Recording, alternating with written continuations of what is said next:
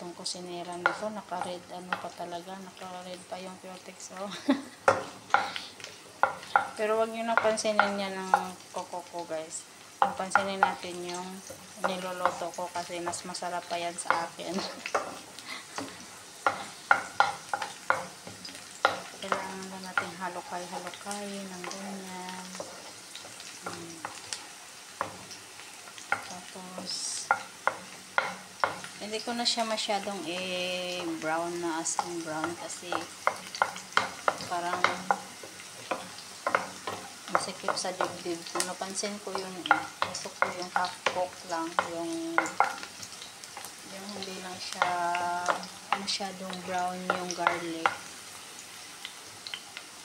Then isusunod natin agad yan.